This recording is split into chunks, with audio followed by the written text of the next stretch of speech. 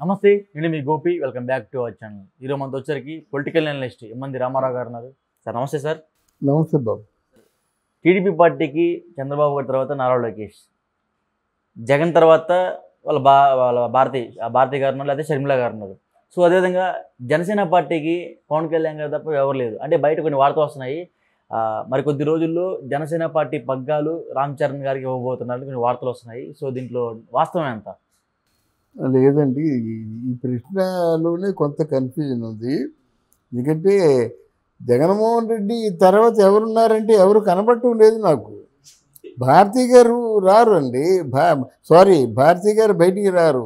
అంటే ఒక రాజకీయాలు ఉంటే అన్ని ప్రశ్నలకి సమాధానం చెప్పుకోవాలి. ఆవిడ ముగ్గురు చేసిన తప్పులకి, వాళ్ళ పార్టీ వాళ్ళు చేసిన తప్పులకి సమాధానం చెప్పుకునే స్థితిలో లేదు. షర్మిల రానే రాదు. మొత్తం దీనిలో కలిపి కాంగ్రెస్ పార్టీలో ఈ వైఎస్ఆర్ కాంగ్రెస్ పార్టీ కలిసేస్తే గుర్తుకు తీసుకున్నట్టుగా మొత్తం కాంగ్రెస్ పార్టీలో అధ్యక్షురాలుగా ఉంటుంది కనుక ఇంతో చేరదు.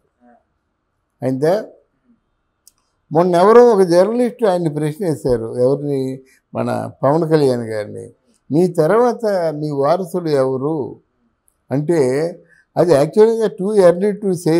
ఆయన ఎంతో రాష్ట్ర వ్యాప్తంగా పేరు తెచ్చుకోవాలి, సెంట్రల్కి వెళ్ళాలి, సెంట్రల్లో కూడా చాలా మంచి ఒక గణనీయమైన అంటే మంత్రిగా భారీ పరిశ్రమలో ఏ పరిశ్రమల శాఖ మంత్రితో అంటే కొన్ని వేల లక్షల కోట్ల రూపాయలు చేతిలో పెట్టారని ఆలోచిస్తే ఈయన కనిపిస్తాడు. ఇప్పుడు నిర్మలా సీతారామన్ 4 సార్లుగా ఆర్థిక మంత్రిగా ఉంటుంది, నిర్మలా కేంద్రంలో ఉంటుంది కదా. ఎందుకు అంటే ఆవిడ మద్రాసులో వెళ్ళి వంకాయలు వెజిటబుల్స్ కొనుక్కుంటుంది, మెట్రో ట్రైన్లో తిరుగుతుంది, ఆవిడ నిరాడంబరంగా తిరుగుతుంది కనుకే ఈవిడ చేతిలో ఏది మాయా మంత్రం ఏమి జరగదు, కరెక్ట్గా స్వచ్ఛతగా వర్క్ చేస్తుంది అనేటి నమ్మకం మోదీ గారికి ఉంది. కాబట్టి ఎవరున్నారండి 4 దఫాలుగా అంటే ఆర్థిక మంత్రిగా ఉన్న వాళ్ళు ఎవరూ లేరు అన్నమాట. అలా మా మోడీ గారి దృష్టిలో పడినట్టయితే ఆయన అంటే ఇర్రెస్పెక్టివ్ ఆఫ్ పార్టీ, పవన్ అంటే చాలా ఇష్టడు. పవన్ ఏవడైనా చేస్తాడు. పవన్ ఇక్కడ కాదు, కేంద్రంలో తీసిపోతాడు. ఈయన ముఖ్యమంత్రి కాదు, కేంద్రంలో తీసిపోతాడు. సరైన ఒక మంచి నాయకుడిగా ఎదిగేలా చూస్తాడు. ఇంకొక విషయం చెప్తున్నాను, పవన్ కళ్యాణ్ ఏనాటికైనా బీజేపీలోకి పార్టీ మెర్జీ చేయవలసిందే. ఎందుకంటే బీజేపీ పార్టీలో మెర్జీ చేయవలసిందే. అది చెప్తున్నా, నా అభిప్రాయం నేను చెప్తున్నానండి. ఎందుకంటే ఆ పవన్ మీద అంత ఆశ పెట్టుకున్నాడని నా ఉద్దేశం. ఎవరు? మోదీ గారు. అంటే పవన్ కళ్యాణ్ బీజేపీలో మెర్జీ చేయించుకుంటే నెక్స్ట్ ఆంధ్ర రాష్ట్రంలో ఎవరి అధికారం చెలాయిస్తారు? బీజేపీ. అంతే కదండి.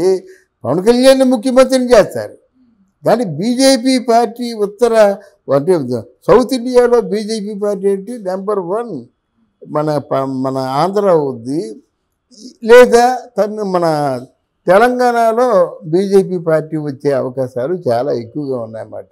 వాళ్ళ ఆలోచనలు అయ్యాయి కదా, సౌత్ ఇండియాని కాంకర్ చేయాలనుకుంటా చేస్తారు. అది ఇప్పుడు కాదు. ఎందుకంటే ఒక బలమైన నాయకుడు అంటే పాత నాయకులు ఉన్నారు చూసారా, ఆ పాత నాయకులతో నిస్వార్థంగా పోతదగ్గ నాయకుడు ఎవరైనా ఉన్నారంటే ఈయనే, పవన్ కళ్యాణ్. ఇది నా ఎక్స్పెక్టేషన్. ఇది ఎందుకంటే పవన్ ఎంత బాగా చూడడానికి కారణం ఏంటంటే రేపు పార్టీకి తప్పకుండా వెన్నుదన్నుగా ఉంటాడు. ఇప్పుడు మాట కాదు, అది ఒక 10 ఏళ్ళు పోయిన తర్వాత, ఆయన ముఖ్యమంత్రిగా అయిపోయిన తర్వాత ఏదో ప్లాన్ ఉంటుంది. దిస్ ఈజ్ టూ ఎర్లీ మాట. అంటే పవన్ కళ్యాణ్ ముఖ్యమంత్రి అవుతాడా? ఎవరు? డెఫినెట్గా అయిపోతాడు. ఇంకేముంది, ఎగిరికి అంతే గుద్దేస్తారు అంతే. అది ఉంటుందండి జనంలో ఒక ఒక ఒక ఒక ఇంప్రెషన్ ఏర్పడిపోయిన తర్వాత. ఎందుకు మొన్న 21 వేశారు, కానీ మొత్తం సీట్లు పోటీ చేసినా గెలిచేస్తాడు, రేపు గెలుస్తాడు అన్నమాట. సో ఇంకొకటి సార్, పవన్ కళ్యాణ్కి మనకు పాయింట్ మాట్లాడాలి మన తోడికి, ఈ పగ్గాలు ఎవరు చేయబడతారు? జనసేన పగ్గాలు ఎవరు చేయబడతారు? నెక్స్ట్ అది చెప్పారు కదా, నా కొడుకులు ఉన్నారు, చరణ్ ఉన్నాడు, నా కొడుకు అఖిలానందన్ చెప్పాడుగా, ఇద్దరు వారసులు అని చెప్పాడు. అంటే ఇంకొకటి, నాగబాబుకి పగ్గాలు ఎవరంటారా? నాగబాబుకి పగ్గాలంటే నాగబాబుకి రాజకీయం తెలీదు, ఆవేశం ఎక్కువ. ఆవేశం రాజకీయాల్లో ఉండకూడదు. నాగబాబు కూడా కష్టపడాలి. మరి ఆ ఓపిక ఉంటుందా లేదు. ఏదో నామినేటెడ్ పోస్ట్ ఇచ్చి ఏదో ఆయనకి చేస్తారు, లేదా రాజ్యసభకు పంపిస్తారు. సో ఇంకొకటి, పవన్ కళ్యాణ్ గారి సినిమా ఓజీ ఎప్పుడు రాబోతుందంటారు? అంటే ఇంకా షూటింగ్ ఇంకా ఇంకెక్కడండి, ఇక్కడ షూటింగ్ ప్లానే లేదు కదా. అసలు ముందు హరిహర వీరమల్లు రిలీజ్ అయిపోవాలి. ఏం రత్నం లాంటి పెద్ద అనుభవసారి తీస్తున్న పిక్చర్ ఆగిపోయిందంటే ఎలాగుంటుంది చెప్పండి. ఎన్ని కోట్లు మన వడ్డీలు పడిపోతాయి ఒకటి. రెండోది ఓజీ ఉంది. ఓజీ కంటే ముందు ఉస్తాద్ భగత్ సింగ్ ఉంది. దాని పేచ వరకు ఉందన్నమాట. ఏదైనా ఇప్పుడు ఇంకో నెల పోతే కానీ ఆయన ప్లాన్ చేయలేడు ఆయన. అంటే ఇంకోటి అన్నారు మామూలుగా రాజకీయ వర్గాలు, ఇంకా పవన్ కళ్యాణ్ గారు ఈ ఒక్క సినిమా తప్ప మిగతా సినిమాలు ఇంకా చేయలేరు అన్నట్టు మాట్లాడుతున్నారు. దానికి ఏం చెప్తారు?